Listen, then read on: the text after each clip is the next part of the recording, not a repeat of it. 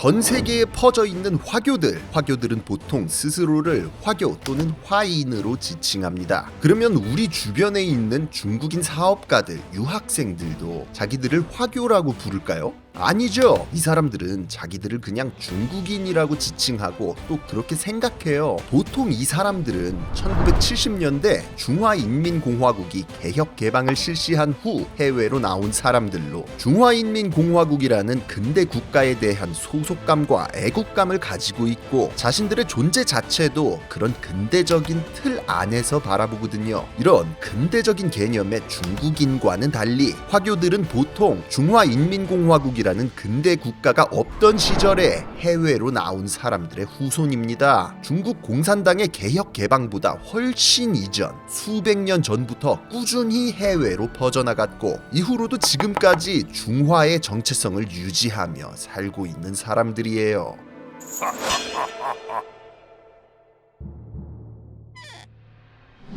중국의 역대 왕조들은 기본적으로 농업을 만물의 토대라고 생각했습니다. 또한 드넓은 대륙을 끼고 있었기 때문에 바다를 통한 무역보다는 육로를 통한 무역이 주가 되는 그런 문화권이었죠. 그러나 이렇게 없는 게 없는 중국 대륙에서도 어떻게든 이악 물고 바다로 나간 사람들이 있었으니 바로 민남 지방, 오늘날의 복건성 사람들이었습니다. 이 지방은 울퉁불퉁한 산지가 대부분이라 농사 짓기에 불리했고 내륙의 다른 지역들에서도 접근하기가 힘든 그런 환경이었거든요. 때문에 당연히 농업이나 육상무역보다는 바다로 나가는 게 유리했어요. 특히나 역대 중국 왕조들 중에서도 유독 대외무역을 중시했던 송나라 시기부터 민남인들이 갖고 있는 해양 DNA는 만개하기 시작했습니다. 민남 지역의 대표적인 항구인 천주는 해외무역을 총괄하는 관청인 시박사가 설치되고 전 세계 사람들이 모이는 국제무역항으로 성장하면서 송나라의 뉴욕이나 마찬가지가 됐죠. 몽골인들의 지배를 받던 원나라 시절에도 이 클라스는 여전해서 이븐 바투타나 마르코폴로 같은 여행가들의 책에서는 끝판왕 도시로 등장하기도 하는데요. 때문에 유럽과 아랍 쪽에서는 자이툰이라는 이름으로 알려져서 이곳을 통해 수출됐던 비단을 지금도 사틴이라고 부를 정도예요. 이렇듯 민남인들은 중국 내에서도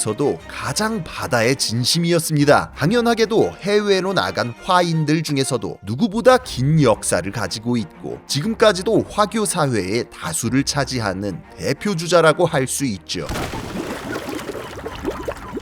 송나라 때부터 명나라 초까지 배를 타고 나간 민남 사람들은 동남아시아의 상업 패권을 두고 아라비아 상인들과 영혼의 맞다이를 펼쳤었습니다. 명나라 초기까지만 해도 영락제가 파견한 정화의 대함대가 천주에서부터 출항해 동아프리카의 케냐까지 순방을 하고 진귀한 보물들을 실어오기도 했고요. 그러나 정화의 남해 원정 이후 명나라는 바다의 문을 걸어 잠그는 해금령을 내리게 됩니다. 원나라 말기를 거치며 혼란해진 해안지대에 해적들과 왜구들이 들끓었기 때문인데요. 그간 바다에서 활약하던 민남인들 이거 막으면 굶어 죽거든요. 그래서 이 형님들은 해금령 때리거나 말거나 밀무역을 계속했습니다. 조정에서도 이걸 모르는 건 아니라서 종종 풀어줬다가 금지했다가 하면서 적당히 봐줬기 때문에 동남아시아 곳곳에는 여전히 민남 출신 사람들이 왕래했고 중요 거점에는 아예 자기들끼리 모여 사는 공동체를 형성해서 오히려 지역 상권을 지배했어요. 한편 명나라가 바다의 문을 걸어 잠그던 이때부터 유럽에서는 반대로 대항해 시대가 시작됩니다. 특히나 동남아시아와 중국 쪽으로는 포르투갈인들과 네덜란드인들이 나타났는데 얘들이 거래처 좀 터보려고 하니까 가는 곳마다 민남 상인들이 이미 좋은 자리를 다 먹고 있는 거야. 그럼 뭐 좋든 싫든 이 세력이랑 쇼부를 봐야죠. 때로는 경쟁하고 때로는 협력하면서 이제는 유럽인과 중국인의 공존이 시작. 이 관계는 이후에 제국주의 시대까지 쭉 이어지게 됩니다. 차를 영어로 T라고 하잖아요. 이게 네덜란드어 태에서 온 건데 민남지방 말로 차를 태라고 했기 때문에 이 발음도 이때 네덜란드인들을 통해 유럽까지 흘러들어간 거예요. 이런 식으로 해외에 나가서 자리 잡고 장사하는 화인들을 화상이라고 불렀는데요. 화상이라는 단어가 지금도 통하는 말입니다. 그래서 한국에 있는 중국집 중에도 화상이라고 써 있는 곳이 종종 있어요. 이런 가게는 10중 8구 사장님이 화교인 경우로서 찬물 대신 뜨거운 차가 나오고 김치 대신 짜사이가 나온다는 거. 관우상이랑 복주머니 같은 것도 있고. 명나라를 거쳐 청나라까지 중국이 쇄국을 유지하는 동안 유럽 열강들은 제국주의 시대를 열었습니다. 거점을 점령하고 회사를 세워서 무역을 하는 게 아니라 식민지를 설치해서 직접 통치를 하며 열대 작물의 생산기지로 자국 상품의 소비 시장으로 활용하는 방식이었어요. 반면 청나라는 공식적으로 대외 무역이 금지돼 있었죠. 때문에 화상들은 본국의 지원은 고사하고 사실상 국적이라는 개념조차 없는 상태였어요. 거기다 소수 집단 위주였기 때문에 서구 열강들과의 대등한 경쟁은 불가능해졌습니다. 그 대신에 화상들은 점차 서구 열강과 원주민들 사이에 중간 계층으로 자리 잡기 시작했죠. 유교의 영향으로 동남아시아 지역 현지인들보다 교육열이 높고 오랜 기간 장사에 몸담았기 때문에 사업 수완도 좋았으며 외지인으로부터 살아남기 위해 토지 등의 부동산을 보유한 경우도 많았기 때문에 서구 열강들 입장에서는 식민지의 공무수행이나 농장, 광산 경영 등을 맡기기 딱이었고 화상들의 상업 네트워크를 통해서도 큰 도움을 받을 수 있었거든요. 이렇게 동남아시아 지역의 제3세력으로서 기득권을 차지한 화상들, 청나라가 망조에 접어들면서 새로운 국면이 펼쳐집니다. 각지에서 일어나는 반란과 소요 사태, 탐관오리들을 피해서 불법적으로 해외 도항을 하는 화인들이 폭증하기 시작한 거예요. 현지에 자리 잡은 기존의 공동체나 서구 열강의 직접적인 알선을 통해서 식민지의 노동력으로 일하려는 화인들이 물밀듯 몰려들었는데요. 이전에 민남인들 위주로 돌아가던 화인들의 출신 지역도 이때부터 좀 더 다양해져서 광동 출신, 해남 출신 또는 객가인 혈통의 화인들이 세계 각지로 퍼져나갔습니다. 이런 사람들의 행선지는 대부분 싱가포르나 마닐라 같은 동남아시아 지역이었지만 멀리는 태평양을 건너 미국과 남미 쪽으로 가기도 했고 일본이 만주와 화북 지역, 조선에 영향력을 끼치면서부터는 산동과 대만 출신 화인들도 이 대열에 합류하여 한반도와 일본 열도까지 흘러갔죠.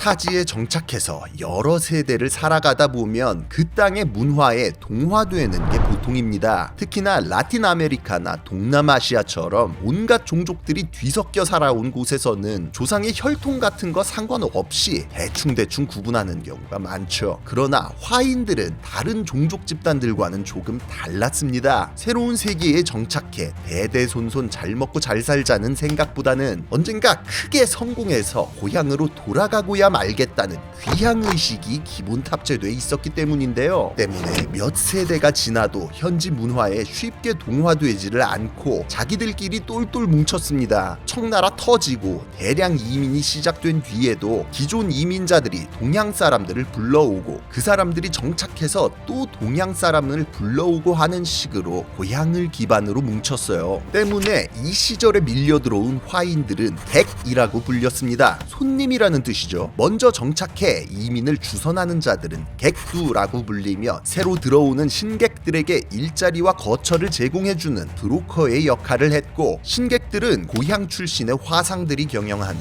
농장이나 광산, 공장 등에 취업하여 일했습니다. 동양 사람들이라 말도 가치관도 잘 통했고 근면성실했기 때문에 화상들 입장에서는 당연히 이런 사람들 쓰는 게 훨씬 유리했어요. 이렇게 노동자로 유입되는 화인들이 많아지면서 부유한 상위 계층부터 하층민까지 엄청난 수의 중국계 인구들이 동남아시아에 자리 잡았습니다. 미국이나 일본, 서유럽 등 식민제국 본토로 들어간 화인들은 주로 하층민이 대부분이어서 이미 금지되어 버린 노예 노동을 대체할 저임금 노동자가 됐는데요. 워낙에 극한의 환경에 내몰린 데다 사실상 노예 수준의 사기 계약을 맺은 경우가 많았기 때문에 쿨리라는 멸칭으로 불리며 아편에 중독되어 나라에서 고향을 그리워하며 살게 됐죠. 마침 서부 개척이 한창이던 미국에서는 이 쿨리들이 대륙 횡단철도 건설에 지대한 역할을 했는데요. 이 시대를 배경으로 한 영화에서 가끔 동양인이 나오는 경우 쿨리를 표현한 거라고 보시면 됩니다.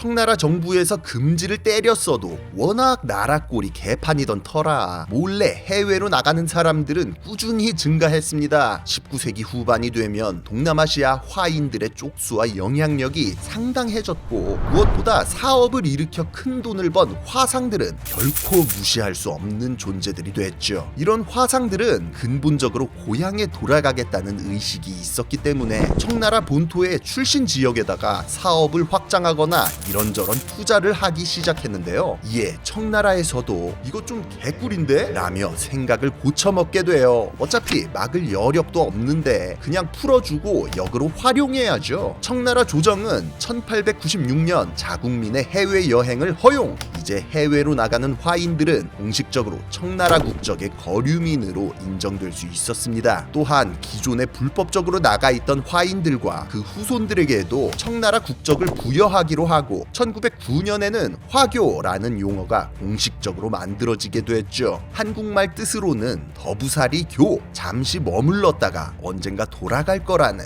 화교라는 말 자체에도 그런 염원이 담겨 있는 거예요. 합법화되니까 이민은 더더욱 증가합니다. 각 식민지의 주요 도시는 화교들이 없으면 제대로 돌아갈 수 없는 수준이 됐고 싱가포르처럼 아예 화교가 주류를 차지한 도시까지 생겼어요. 무르익은 화교 사회는 본토의 혼란스러운 내부 사정에도 관여하고 근대화에도 큰 역할을 해서 신해혁명으로 청나라가 무너진 뒤에도 중화민국 국적을 받고 꾸준히 교류를 이어나갔죠.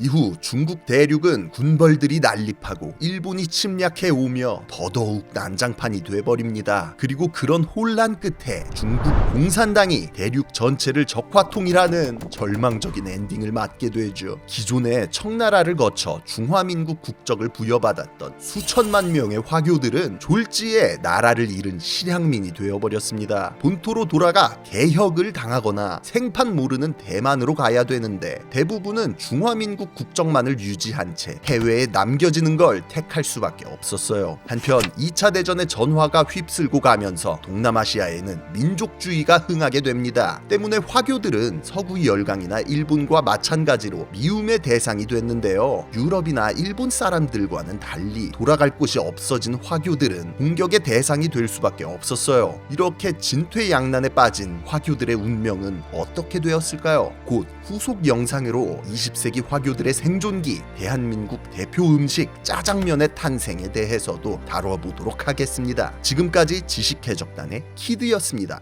감사합니다.